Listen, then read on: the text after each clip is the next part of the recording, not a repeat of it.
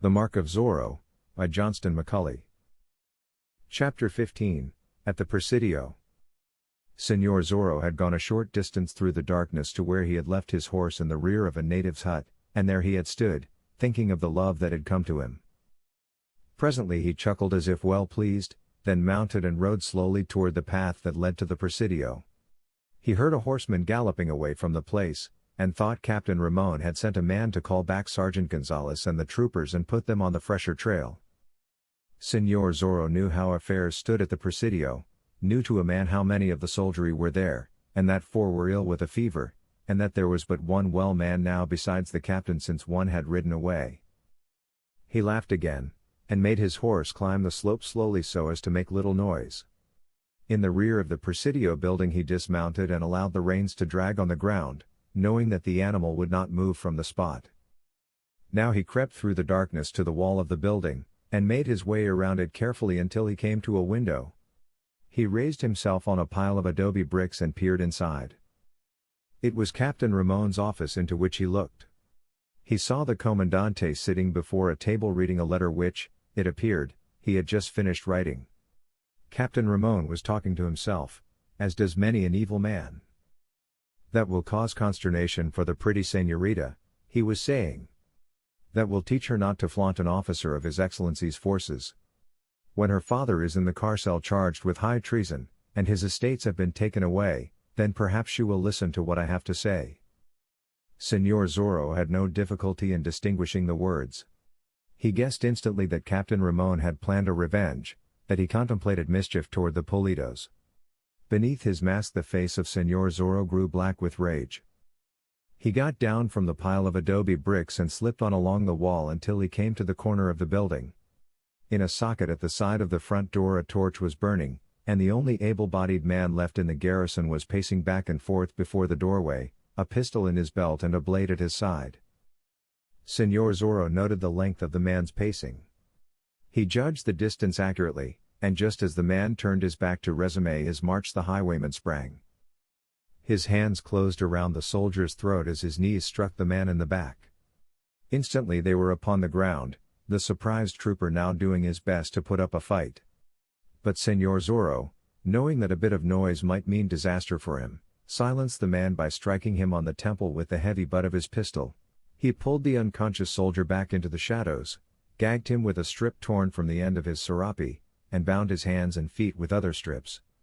Then he drew his cloak about him, looked to his pistol, listened a moment, to be sure the short fight with the soldier had not attracted the attention of any inside the building, and slipped once more toward the door.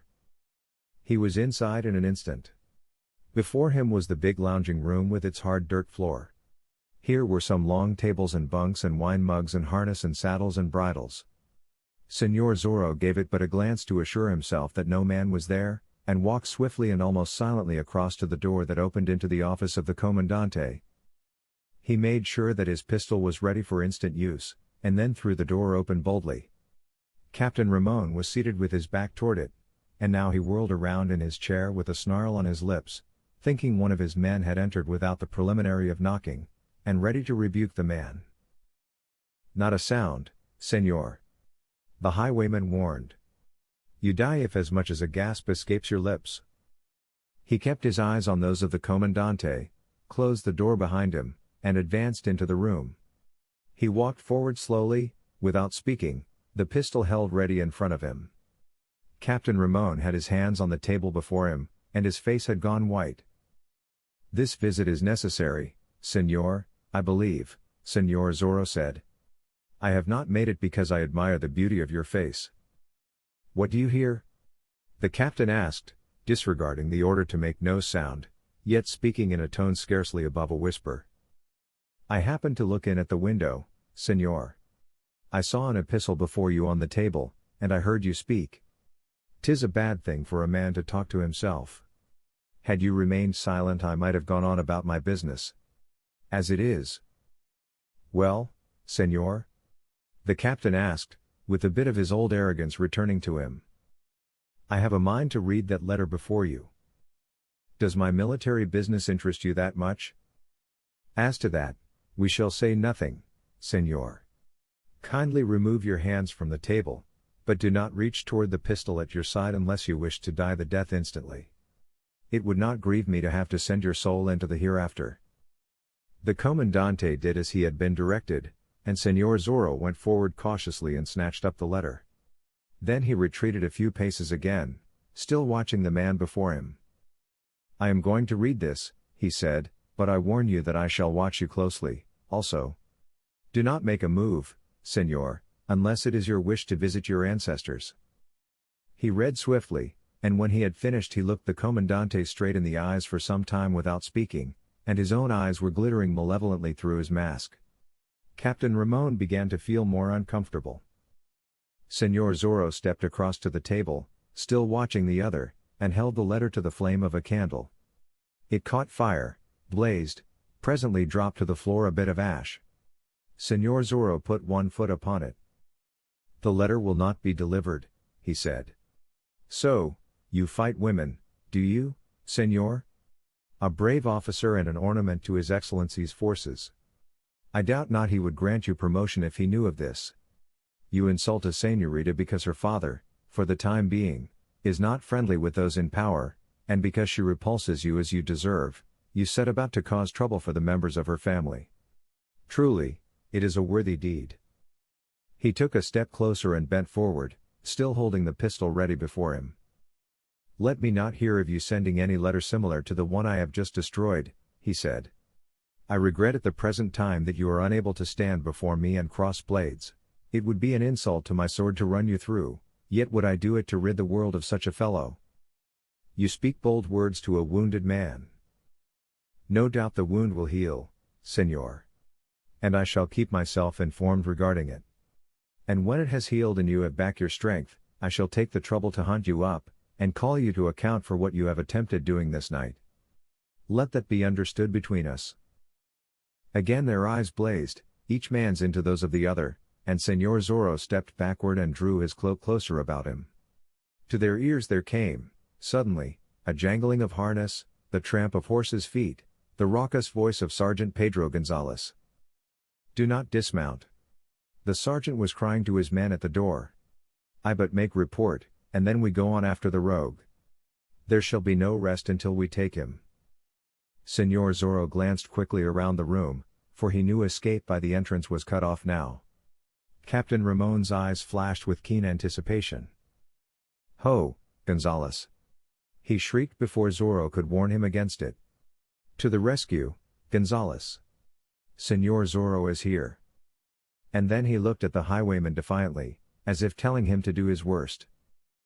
But Senor Zorro had no desire to fire his pistol and let out the captain's lifeblood, it appeared, preferring to save him for the blade when his shoulder should have healed.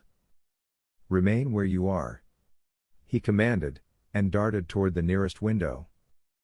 The big sergeant had heard, however. He called upon his men to follow, and rushed across the large room to the door of the office and threw it open. A bellow of rage escaped him as he saw the masked man standing beside the table, and saw the Comandante sitting before it with his hands spread out before him. "By the saints, we have him!" Gonzalez cried. "In with you, troopers! Guard the doors!" Some looked to the windows. Senor Zorro had transferred his pistol to his left hand, and had whipped out his blade. Now he swept it forward and sidewise, and the candles were struck from the table. Zorro put his foot upon the only one that remained lighted, and extinguished it in that manner, and the room was in darkness. "Lights! Bring a torch!" Gonzalez shrieked. Senor Zorro sprang aside, against the wall, and made his way around it rapidly while Gonzalez and two other men sprang into the room, and one remained guarding the door, while in the other room several ran to get a torch, and managed to get in one another's way.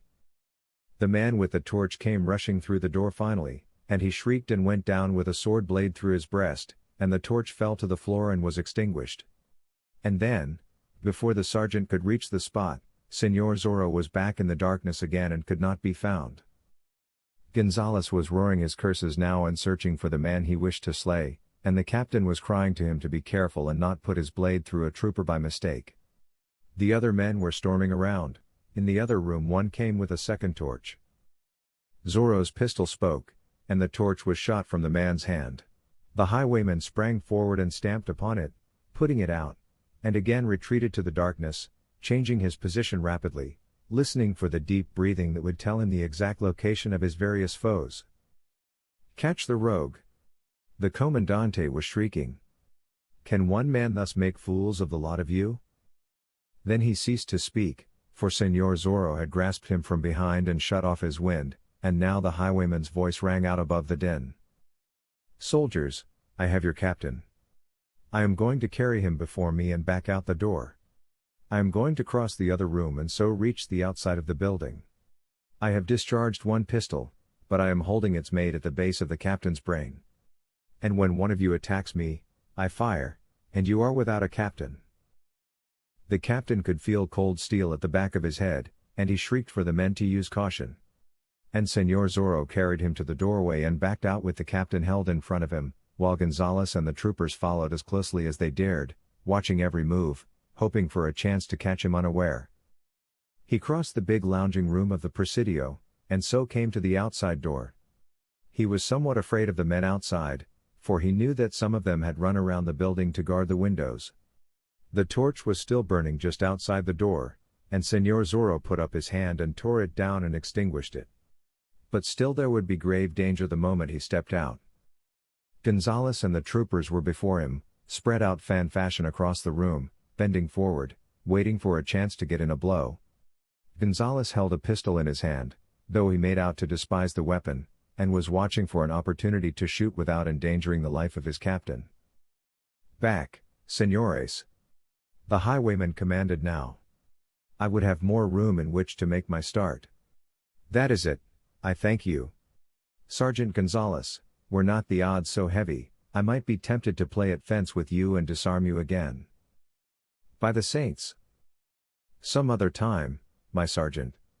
And now, senores, attention. It desolates me to say it, but I had only the one pistol. What the captain has been feeling all this time at the base of his brain is naught except a bridle buckle I picked up from the floor. Is it not a pretty jest? Senores, Dios."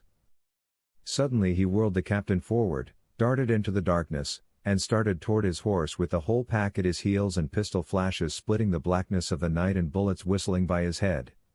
His laughter came back to them on the stiffening breeze that blew in from the distant sea.